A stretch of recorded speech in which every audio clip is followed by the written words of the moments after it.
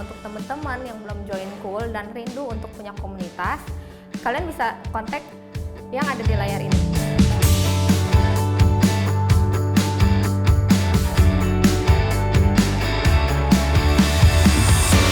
Kedua, untuk teman-teman yang rindu untuk memberikan persembahan diakonia dan perpuluhan, kalian bisa transfer ke rekening yang ada di sini.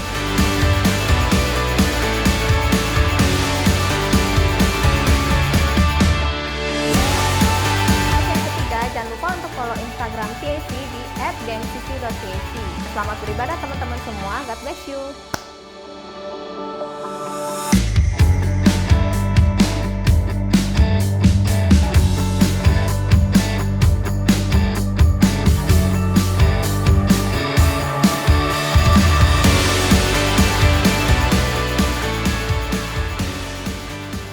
Shalom saudara, dalam edisi Voice of Pentecost kali ini, kita akan membahas mengenai hati-hati dengan mulutmu.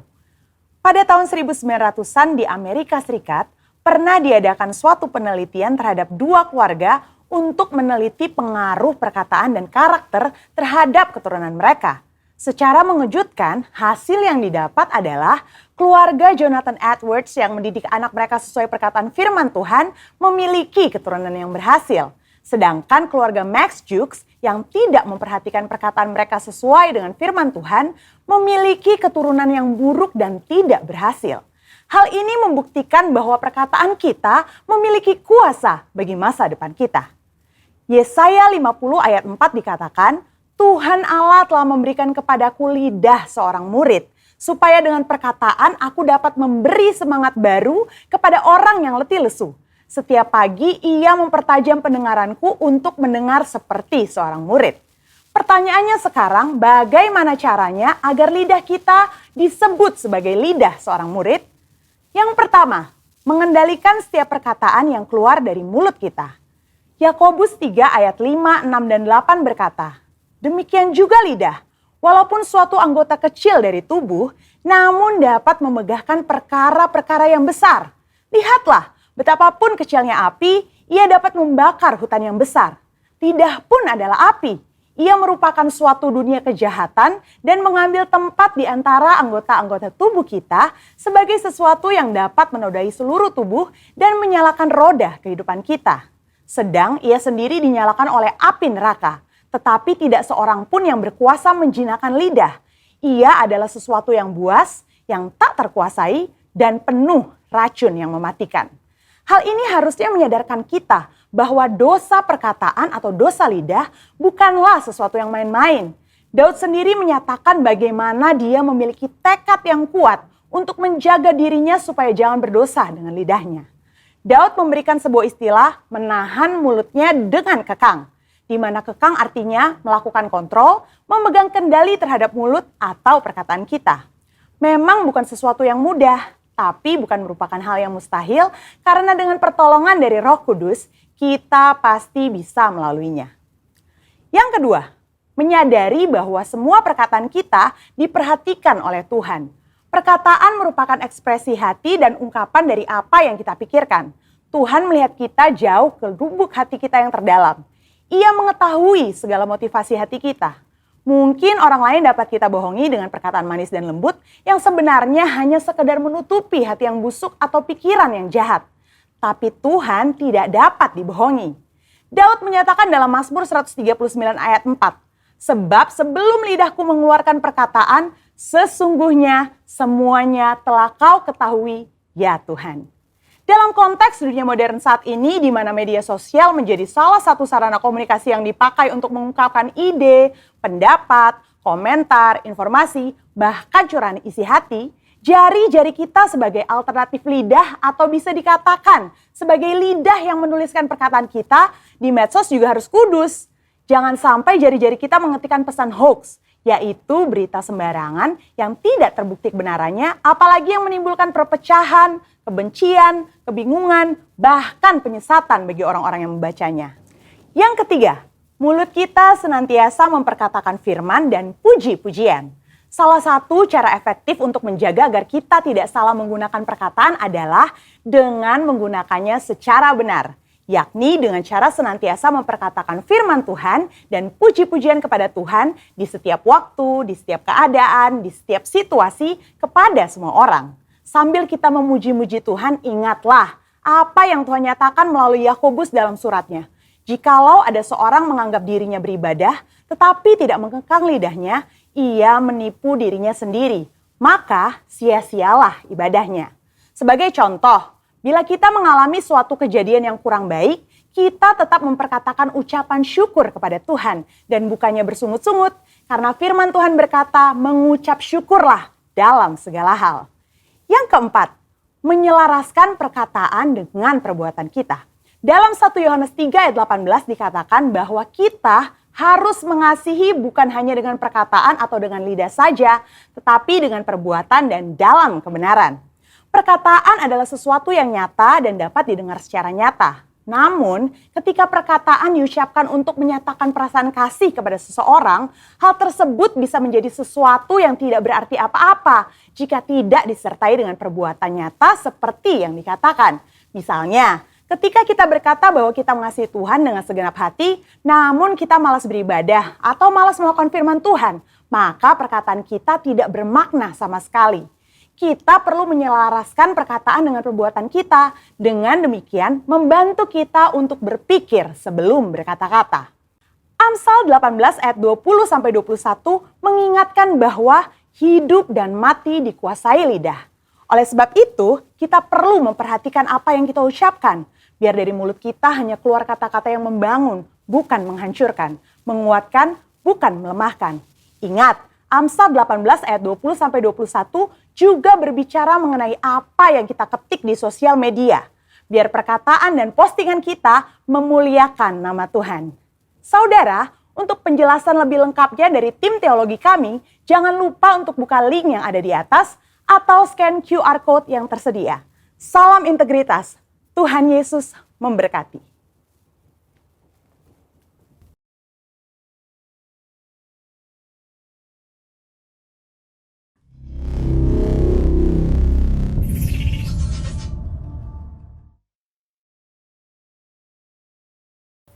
Halo teman-teman TSC, Shalom, Happy Sunday buat kita semua. Gimana kabar kalian selama seminggu ini? Mungkin beberapa dari kalian ada yang lagi punya masalah berat, ada yang punya beban berat, atau mungkin lagi kerjaannya numpuk banget, tugasnya numpuk banget. Aku berharap teman-teman buat kalian tetap bisa bersuka cita dan tetap kuat di dalam Tuhan dan tetap berharap sama Tuhan, karena aku yakin banget kalau kalian jalan sama Tuhan pasti semuanya akan baik-baik aja. Oke, hari ini kita akan mulai ibadah kita. Yuk mari sama-sama kita tundukkan kepala dan berdoa. Tuhan, kami mengucap syukur Tuhan buat kebaikan-Mu. Kalau kami hari ini masih boleh beribadah Tuhan, kami punya kesempatan Tuhan satu kali lagi Tuhan kami boleh beribadah Tuhan Yesus. Biar Kau yang berkati Tuhan dimanapun kami berada saat ini Tuhan Yesus. Kau yang kuduskan Tuhan, Kau yang berkati kami Tuhan Yesus. Biar kami boleh ngerasain hadirat Tuhan hari ini, layakan kami Tuhan, untuk kami boleh bertemu Tuhan.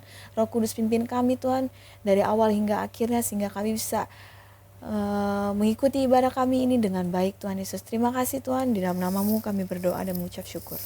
Ayo mari teman-teman kita sama-sama persiapkan hati kita persiapkan waktu kita yang terbaik yuk buat Tuhan hari ini. Kita bawa penyembahan kita bawa pujian kita bawa mazmur kita yang terbaik di hadapannya yuk.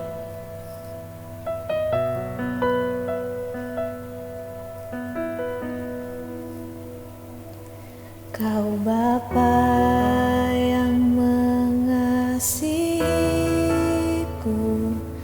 kuasa-Mu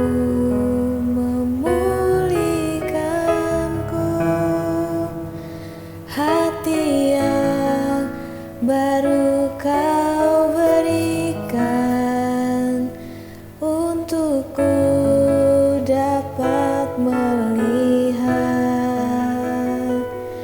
rancangan-Mu indah bagiku.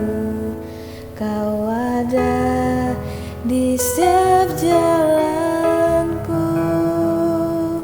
hatiku haus dan lapar akan Engkau. Kaulah segala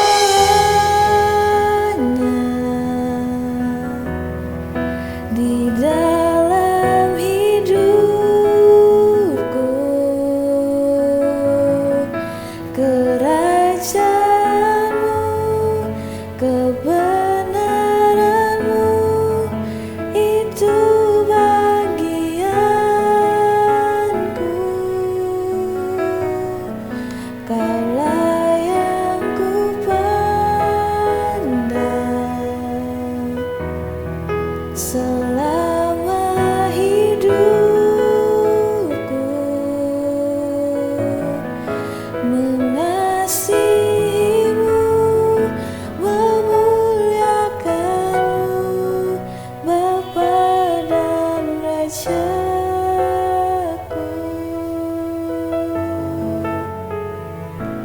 Kau Bapa yang mengasihiku, kuasa-Mu memulihkanku, hati yang baru Kau berikan untukku dapat melihat rancangan-Mu indah bagiku. Kau ada di setiap jalanku, hatiku haus dan lapar akan Engkau. Kaulah segalanya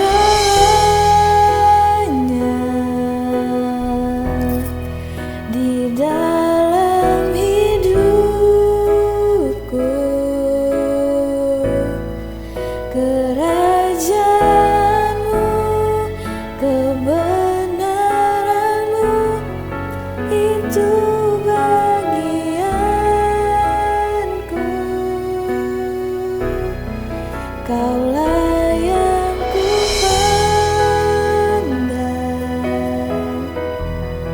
selama hidupku, mengasihi-Mu, memuliakan-Mu, Bapa dan Rajaku. Kaulah segalanya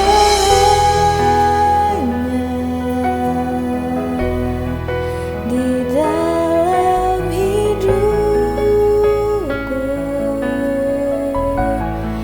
kerajaan-Mu, kebenaran-Mu, itu bagianku. Kaulah yang ku pandang selama hidupku, mengasihi-Mu, memuliakan-Mu, Bapa dan Rajaku.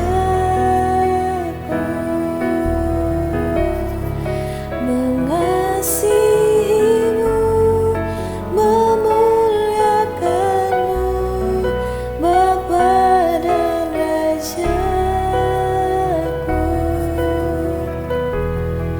Mengasihi-Mu, memuliakan-Mu, Bapa dan Rajaku.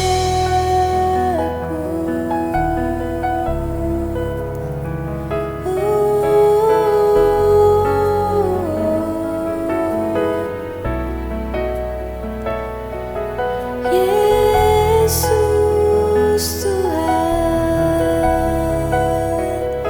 kami memuji nama-Mu.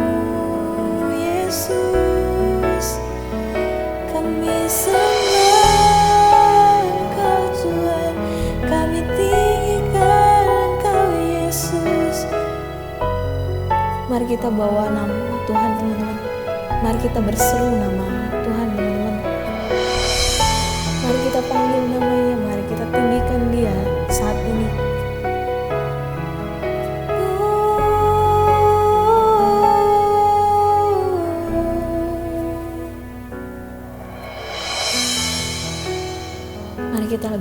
lagi teman-teman di dalam hadirat-Nya Tuhan.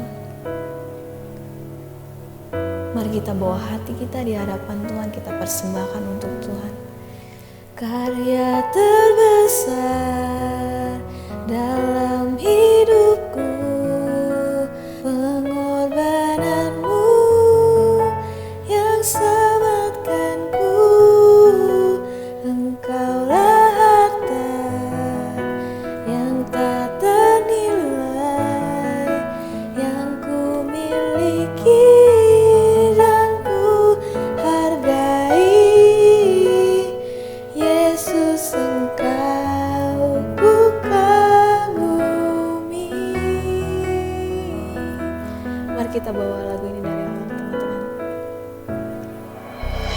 Kasih yang terindah, hati yang mulia, hanya ku temukan di dalam-Mu, Yesusku. Pujian dari hatiku,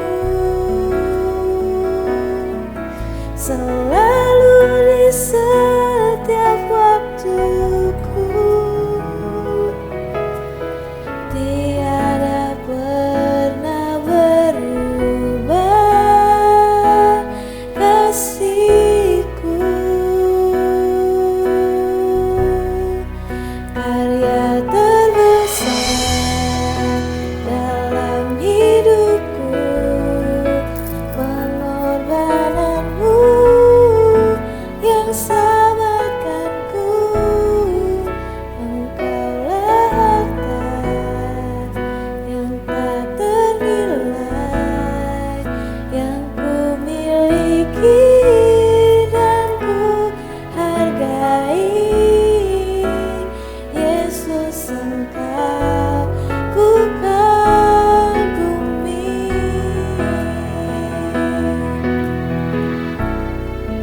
Karya terbesar dalam hidupku, pengorbananmu yang selamatkanku.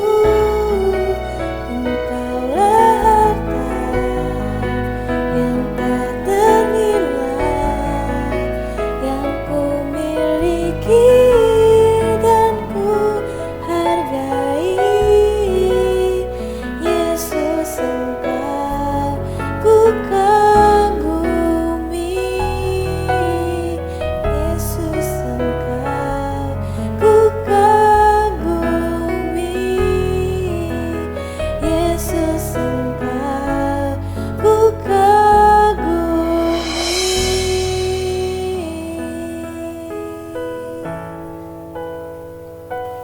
Terima kasih Tuhan Yesus buat hari ini Tuhan. Kami ucap syukur Tuhan di hadapan-Mu. Kalau saat ini kami akan mendengarkan firman-Mu, biar Tuhan Yesus Kau yang berkati Tuhan Yesus. Biar setiap firman yang ditabur Tuhan Yesus itu boleh menghasilkan buah yang lebat Tuhan. Dan biar setiap firman yang ditabur Tuhan mau jadi rema di dalam kehidupan kami. Di dalam nama-Mu Tuhan kami berdoa dan mengucap syukur. Amin.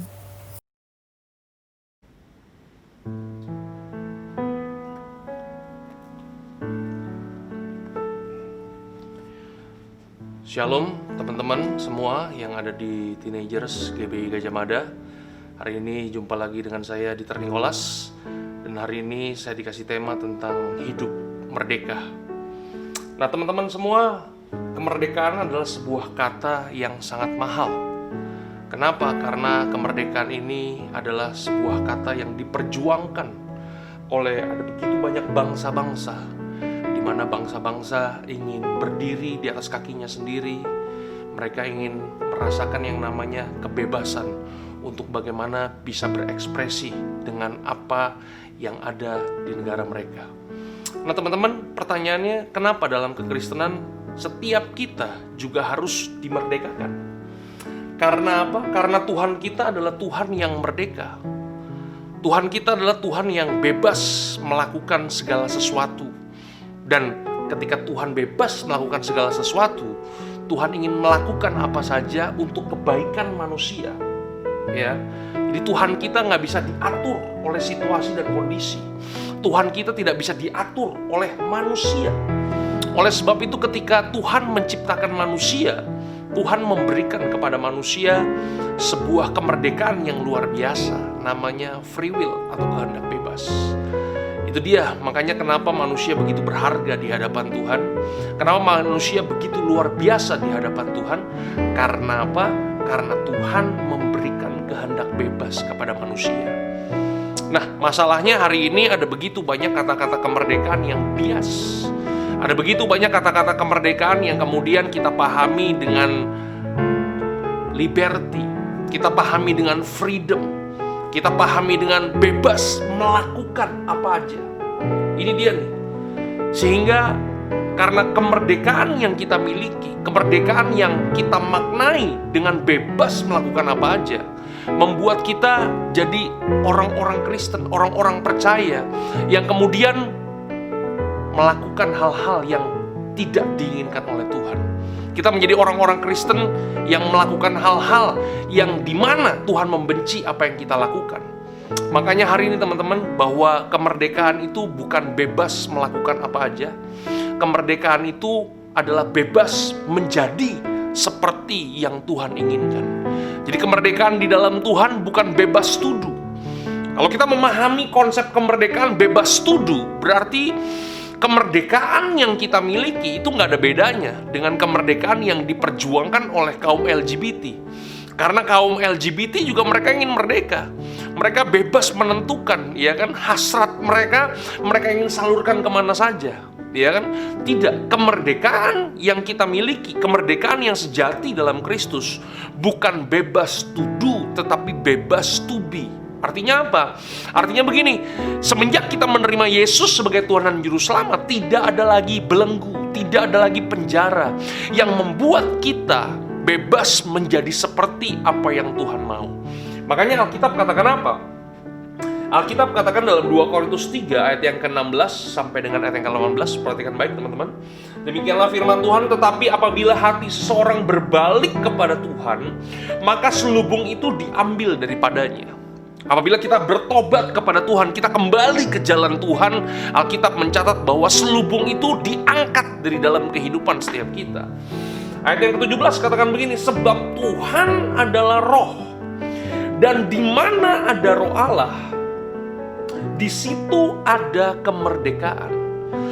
Jadi Alkitab dengan jelas berkata kepada kita bahwa memang kalau ada roh Tuhan dalam kehidupan setiap kita, maka Tuhan itu akan memberikan kemerdekaan yang sejati dalam kehidupan setiap kita. Nah, kemerdekaan yang dimaksud di sini apa? Bukan bebas melakukan apa aja, bukan bebas memutuskan semau-mau kita, semau-mau manusia, tapi bebas menjadi seperti apa yang Tuhan mau. Makanya ayat yang ke-18 dari 2 Korintus 3, Alkitab katakan begini, dan kita semua mencerminkan kemuliaan Tuhan dengan muka yang tidak berselubung. Kata kemuliaan di situ dalam bahasa aslinya dipakai kata doksa atau kabot yang punya pengertian bobot atau kualitas Tuhan.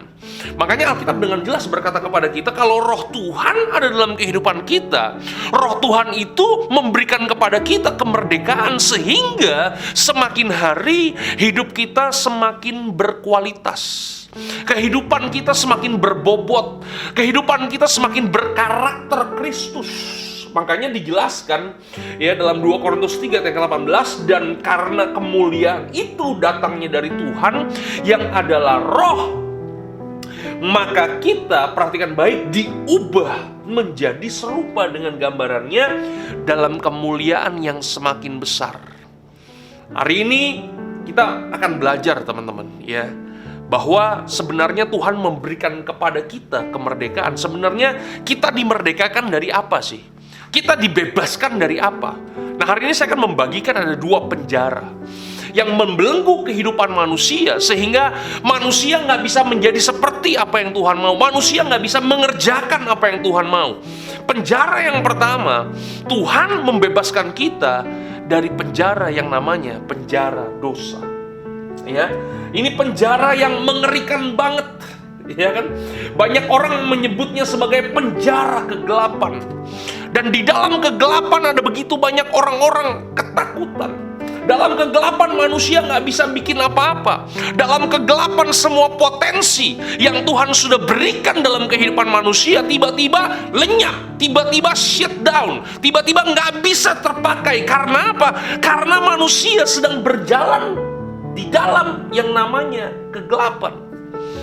Makanya itu sebabnya kenapa orang yang masih terikat dengan dosa, hidupnya masih terjerat dengan dosa, masih terpenjara dengan dosa, maka orang ini nggak akan pernah bisa mengerjakan apa yang menjadi maunya Tuhan.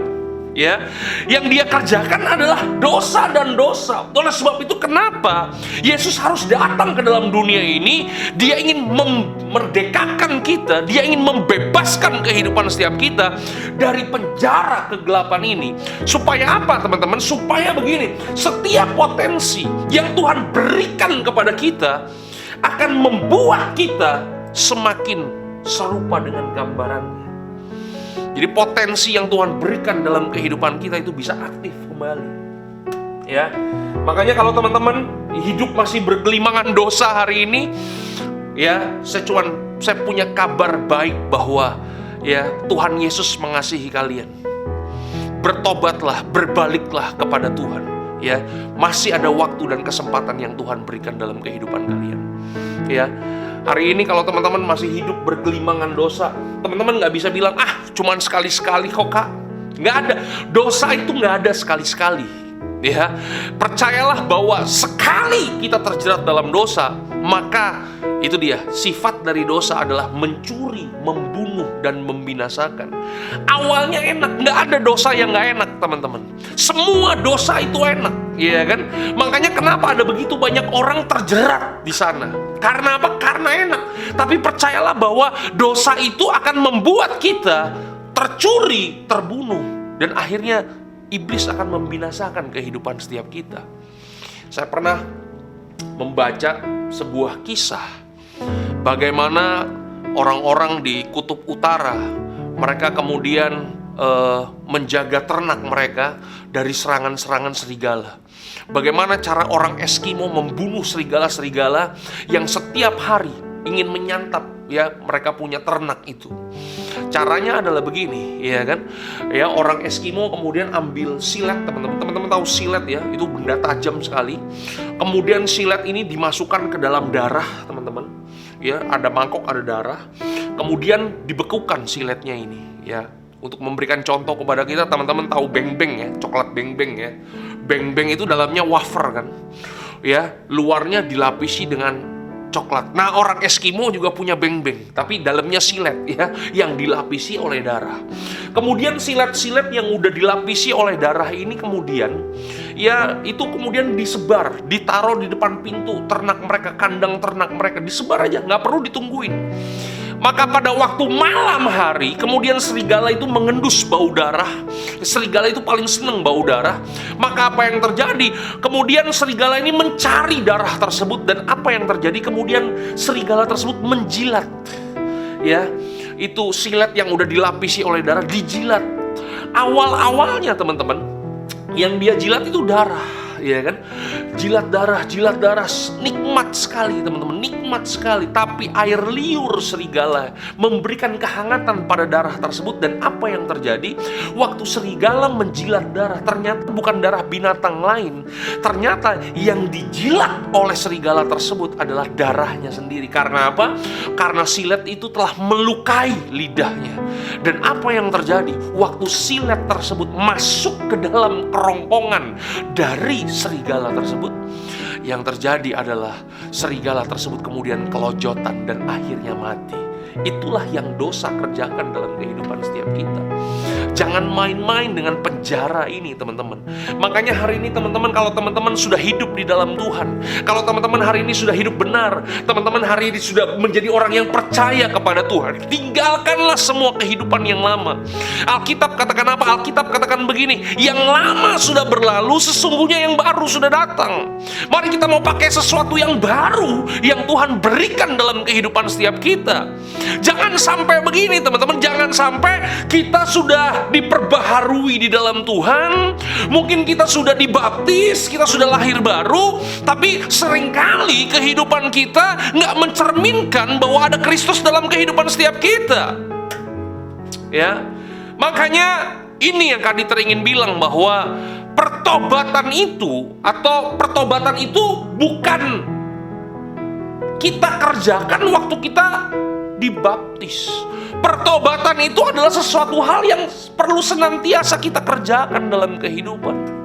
Ya, supaya apa? Supaya begini, semakin hari kehidupan kita semakin progres, semakin hari kehidupan kita semakin berkualitas, semakin hari kehidupan kita semakin berbobot. Tinggalkanlah penjara dosa. Tidak ada masa depan di dalam dosa, teman-teman. Oke? Yang kedua, penjara yang kedua adalah penjara ego atau penjara keakuan. Nah, ini yang berbahaya nih. Ya, penjara keakuan ini sebenarnya adalah saudaranya penjara dosa, ya kan? Teman-teman percayalah, kalau teman-teman hidup hanya untuk keakuan, teman-teman hidup hanya untuk kepentingan diri sendiri, teman-teman hari ini hidup hanya untuk mikirin diri sendiri, disitulah terbanyak masalah-masalah muncul dalam kehidupan setiap kita. Ada begitu banyak masalah-masalah terjadi di suatu bangsa. Ada begitu banyak masalah-masalah terjadi dalam kehidupan gereja Tuhan. Ada begitu banyak masalah-masalah terjadi dalam keluarga-keluarga Kristen. Karena apa? Karena begini, karena mereka terpenjara dengan penjara keakuan, penjara ego, penjara yang mementingkan diri sendiri. Alkitab katakan apa? Dalam Yakobus 3 ayat yang ke-16. Demikianlah firman Tuhan. Perhatikan baik teman-teman. Yakobus 3 ayat yang ke-16 katakan begini. Sebab di mana ada iri hati dan mementingkan diri sendiri. Perhatikan baik.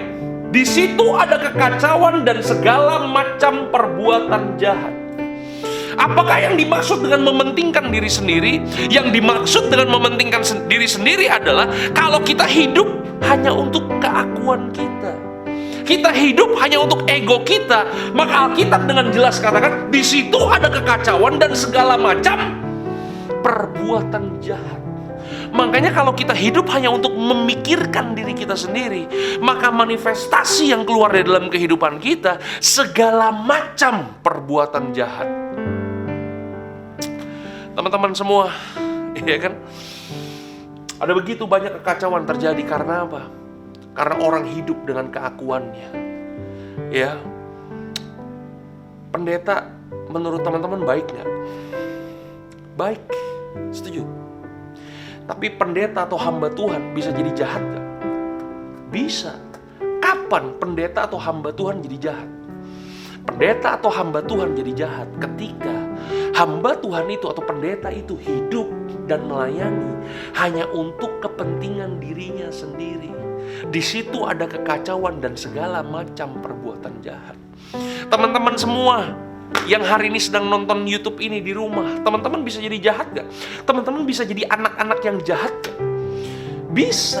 Kapan teman-teman semua jadi anak-anak Tuhan yang jahat? Waktu teman-teman hidup hanya untuk memikirkan diri teman-teman sendiri. Kita nggak mikirin orang tua kita, kita nggak mikirin teman-teman kita nggak mikirin yang lain-lain. Kalau kita hidup hanya untuk diri kita sendiri, maka apa yang terjadi? Yang terjadi adalah segala macam perbuatan jahat dan kekacauan itu akan kita alami dalam kehidupan. Makanya hari ini Tuhan Yesus datang. Tuhan Yesus mau supaya kita dibebaskan dari penjara dosa. Makanya kalau teman-teman mau pelajari Alkitab, waktu ada begitu banyak orang, ya, mereka datang kepada Yesus dan mereka berkata, "Guru, aku ingin mengikut engkau." Perkataan pertama yang keluar dari mulut Yesus bukan, "Kalau kamu ikut saya, percayalah hidupmu diberkati." Tuhan gak pernah ngomong begitu. Tuhan Yesus juga gak pernah ngomong begini, "Kalau kamu ikut saya, percayalah hidupmu akan terjadi mujizat setiap hari." Gak pernah. Ya, perkataan pertama yang keluar dari mulut Yesus, waktu ada begitu banyak orang mau mengikut Yesus, Yesus ngomong begini, "Kalau kamu mau ikut aku, sangkal diri." Nah, ini nih, ya kan? Apakah yang dimaksudkan dengan sangkal diri? Sangkal diri artinya begini, kita harus menaklukkan keegoisan kita. Kita harus menaklukkan kepentingan diri kita sendiri. Karena begini teman-teman, kalau teman-teman hidup nggak pernah belajar menaklukkan ego, nggak pernah belajar menaklukkan keakuan, nggak pernah belajar menaklukkan yang namanya kepentingan diri sendiri, makanya begini, kita nggak akan pernah bisa mengerjakan apa yang menjadi kehendak Tuhan. Karena apa? Karena lawan dari hidup yang berpusat kepada Tuhan adalah hidup yang berpusat kepada diri kita sendiri. Lawan dari God-centered itu apa? Self-centered. Itu dia. Ya. Makanya hari ini ayo teman-teman, ya kan? Hari ini kalau ada kepentingan-kepentingan diri kita sendiri, ayo kita mau bantai habis itu dalam kehidupan setiap kita. Alkitab katakan apa? Perhatikan baik dalam Galatia 5. Galatia 5 ayat yang ke-13. Galatia 5 ayat yang ke-15 katakan begini, saudara-saudara, memang kamu telah dipanggil untuk merdeka. Ya, jadi Paulus ingin menyampaikan ya bahwa begini, bahwa jemaat-jemaat di Galatia itu memang dipanggil untuk merdeka. Nah, merdeka itu apa tadi?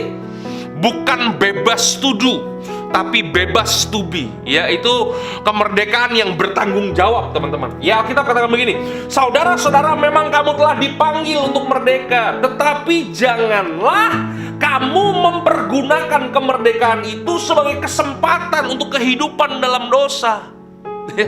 Jangan kita pakai kemerdekaan yang Tuhan berikan dalam kehidupan setiap kita supaya jadi kesempatan buat kita untuk hidup dalam kegelapan. Alkitab katakan begini, melainkan layanilah seorang akan yang lain oleh kasih.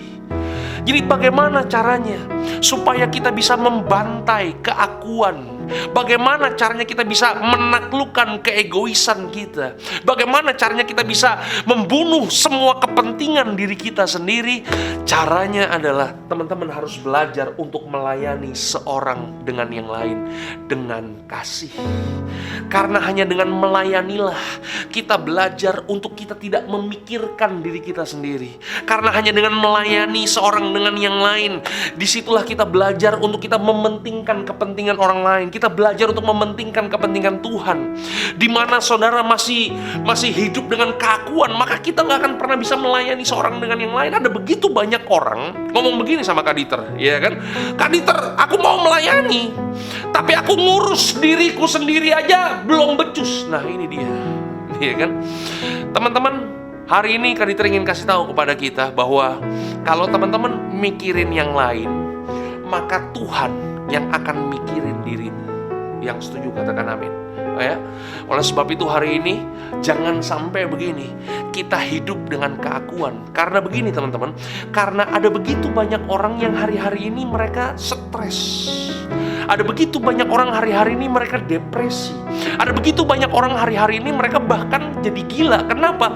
Karena begini, karena ternyata telah diselidiki. Kenapa orang bisa stres? Kenapa orang bisa depresi? Kenapa orang bisa gila? Karena apa? Karena mereka hidup hanya untuk diri mereka sendiri. Waktu mereka hidup hanya untuk diri mereka sendiri, dan kemudian begini, mereka tidak mendapatkan apa yang mereka mau, mereka akan jadi stres. Dan kalau stres nggak diobatin, jadi depresi. Depresi nggak diobatin, maka apa yang terjadi? Ya itu, berakhir di grogol, ya kan? Makanya hari-hari ini teman-teman ditemukan bagaimana caranya orang gila ini pada bisa sembuh. Teman-teman mau tahu bagaimana caranya? Caranya adalah begini, orang-orang yang udah sakit jiwa ini teman-teman, mereka kemudian diberikan uang, mereka diberikan sembako, mereka diberikan nasi bungkus. Kemudian orang-orang gila ini yang udah pegang duit, sembako, nasi bungkus yang ada di tangan mereka. Nah, orang-orang ini kemudian diajak ke kampung-kampung yang susah, teman-teman. Dan begini, mereka diajar untuk membagikan segala sesuatu yang ada di tangan mereka. Mereka diajar untuk hidup tidak berfokus kepada diri mereka sendiri. Mereka diajar untuk hidup melayani orang lain. Mereka diajar untuk bisa memberi kepada orang lain. Hidup tidak terfokus kepada keakuannya. Maka apa yang terjadi? Orang yang tadinya gila, turun gilanya jadi depresi. Orang yang depresi turun depresinya jadi tinggal stres. Dan orang yang stres disembuhkan. Oleh sebab itu hari ini, ya, jangan hidup berfokus kepada diri sendiri. Sadar nggak teman-teman bahwa dunia ini udah gila? Teman-teman sadar ya? Dan bagaimana caranya kita sebagai anak-anak muda, kita sebagai orang-orang percaya, kita bisa punya andil, hidup kita bisa berimpact bagi dunia ini. Bagaimana caranya? Hah? Bagaimana caranya saya yang masih muda ini, Kak Dieter, hidup saya tuh bisa punya influence buat dunia ini? Bagaimana caranya? Teman-teman, Kak Dieter mau kasih tahu. Cara berpikir harus dilawan dengan cara berpikir. Cara berpikir dunia harus dilawan dengan cara berpikir kerajaan Allah. Gaya hidup harus dilawan juga dengan gaya hidup. Kalau orang-orang di dunia sana, mereka punya gaya hidup hanya untuk memikirkan diri mereka sendiri.